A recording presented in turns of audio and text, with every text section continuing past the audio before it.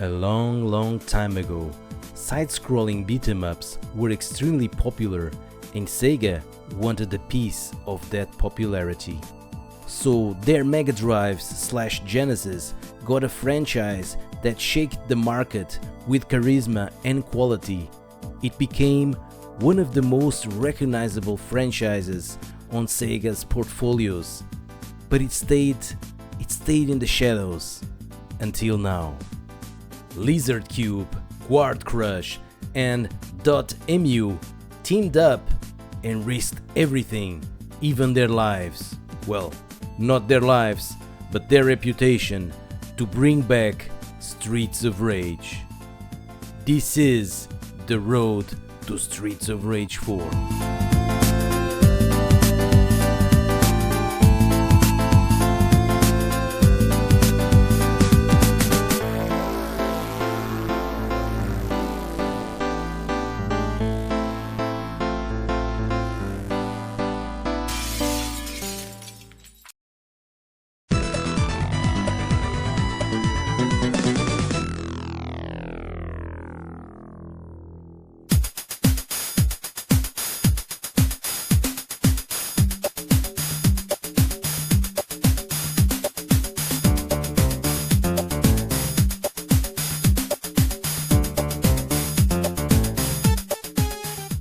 As I mentioned before in the intro, the side-scroll beat-em-ups were one of the cornerstones of the video game industry back in the 90s. And knowing that, Nintendo ensured that they will get the exclusivity of the conversion of Final Fight on their 16-bit console. This was a big and smart move by Nintendo. But Sega was motivated to surpass Nintendo, so they look inside of the company and two guys offer themselves to develop a brand new brawler for the 16-bit machine of Sega. Those guys were Noriyoshi Hoba and Hiroaki Chino, and hopefully I'm not butchering these names. They had done the popular Revenge of Shinobi, so Sega had full trust on their developers. The team started the development using as base the engine used on Golden Axe, but the expected design of the game was completely different, so a lot of changes had to be done on the pixel art and also on the animations. They really wanted to capture the urban style of big cities from the 90s with gangs, neons and violence. And to help on the environment, a kick-ass soundtrack was a must, and because they worked together on the Revenge of Shinobi, Yuzo Koshiro was approached to work on this game. So in 1991, Bare Knuckle, or how it's known outside of Japan, Streets of Rage was released.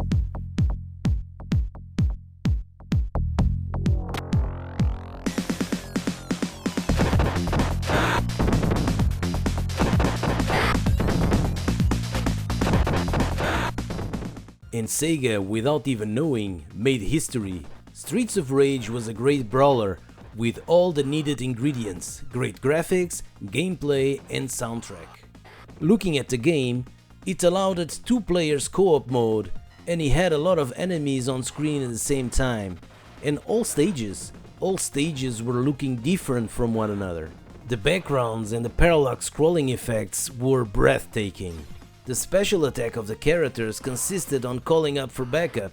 That was awesome. Talking about the characters, we could choose 3 different characters, all with different fighting styles and characteristics.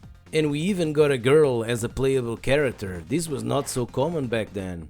The game even offered different endings depending on the player choices. But of course this game was not perfect. The character sprites were not so big and the game ran only on 30 frames per second. Still, it had really good reviews and it sold a lot of copies and helped a lot on the Mega Drive sales.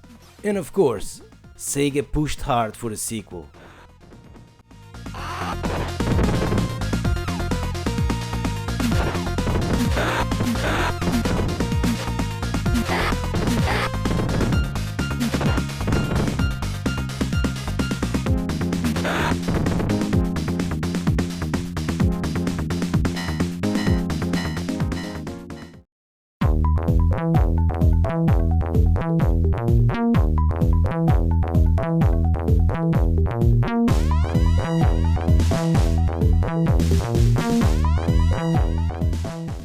And when I say that Sega pushed hard for a sequel, they gave 1 year to the original team to come up with Streets of Rage 2.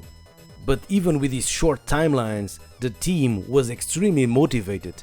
They wanted to push the Mega Drive hardware to the limits, so they decided to go for a 16 mega card, and for that time, this was pretty sick.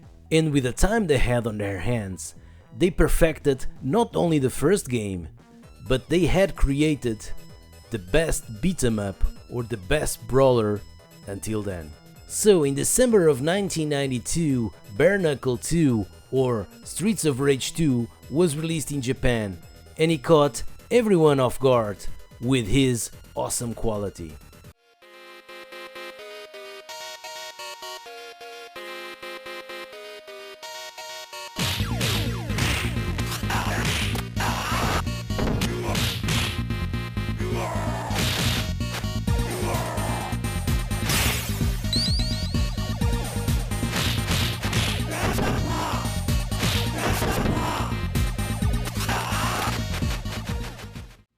On the opposite of the first entry on the series, this one was running at 60 frames per second, and the graphics were mind-blowing. Bigger characters, bigger sprites, more variety, and really smooth animations. And I'm not even talking about the backgrounds and the scenarios. Everything was perfected.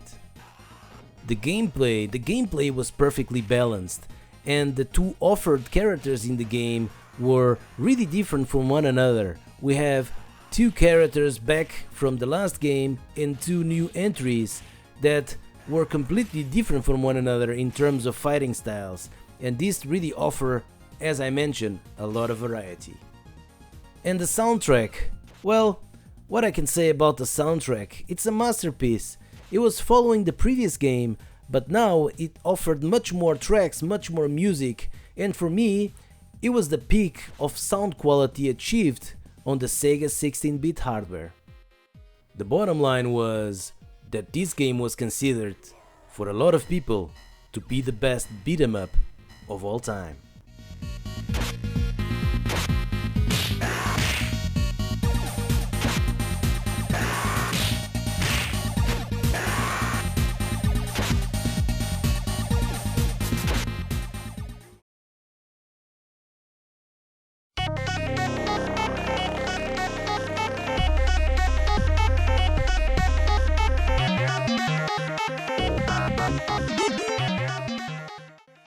Streets of Rage 2 was a huge success, both on sales and reviews, so Sega asked the original team, "Are you able to bring a worthy sequel?" And the answer was, hell yeah, we can still do it. The Mega Drive is not dead yet, and we can still improve the franchise even further. And for that, the card size increased to 24 mega. The idea behind was to include more animations, cutscenes, to better follow the story, different endings, and even more playable characters. The sound was again in the magic hands of Yuzo Koshiro and Motohiro Kawashima, and they had the vision to do some more experiments with the FM chip of the Mega Drive. So in 1994 we got Streets of Rage 3, and was it the ultimate version of Streets of Rage? In some points yes, in some other points not so much.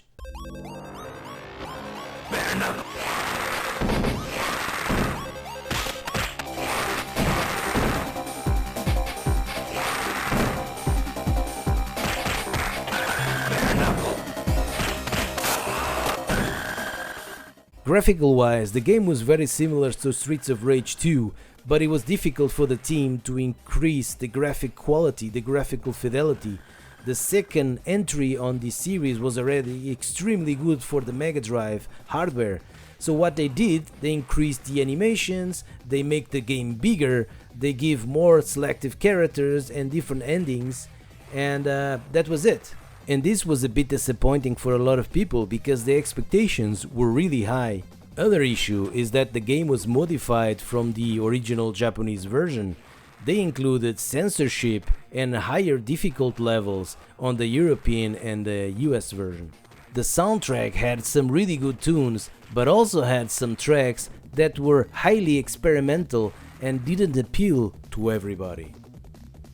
And because of all these points mentioned before, the sales and reviews were not as good as Sega was expecting.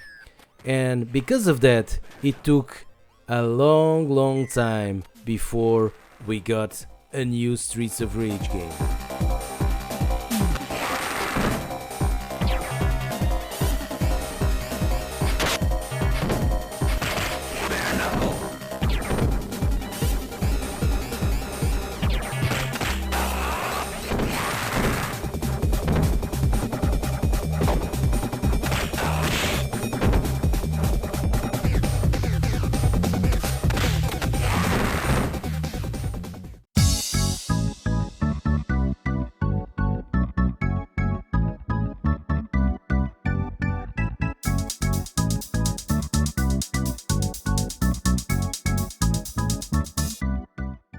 Console generations had passed, rumors never came to fruition, and Sega left the hardware business.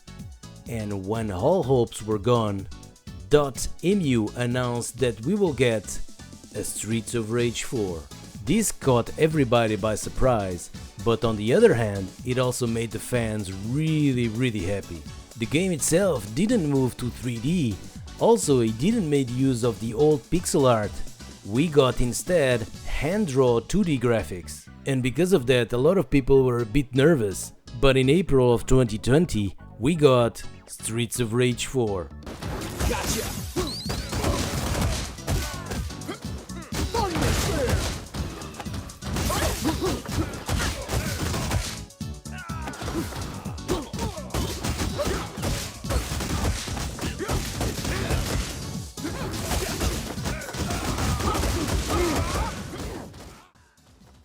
The end result was much better than everyone could expect. It's a great looking game, capturing the spirit of the old classics with a modern touch. The game is also top notch, bringing also some modern changes very welcome to the table. And what about the soundtrack, you ask? Well, the soundtrack is good overall, but I still prefer all the tracks done only from Yuzo Koshiro and Motohiro Kawashima. Resuming, we got a really worthy sequel, and now we are waiting for the next entry on this amazing franchise. Or even maybe a comeback from another awesome franchise that Sega fans are really waiting for, because this game is that good. So guys, thank you very much for watching, don't forget to like, comment and subscribe, and as usual, until the next video, take care and bye bye.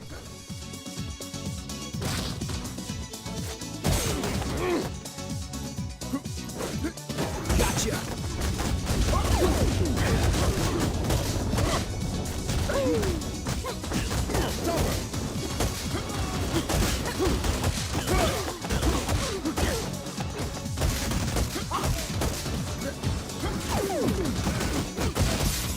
Gotcha!